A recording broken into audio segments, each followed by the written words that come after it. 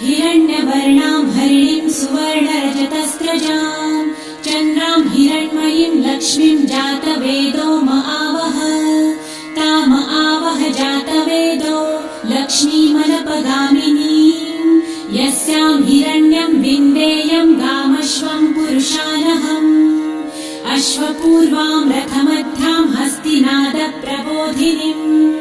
श्रियं देवीमुपह्वये श्रीर्मा देवी जुषतां कासोस्मितां हिरण्यप्राकाराम् आर्द्रां ज्वलन्तीं तृप्तां तर्पयन्तीं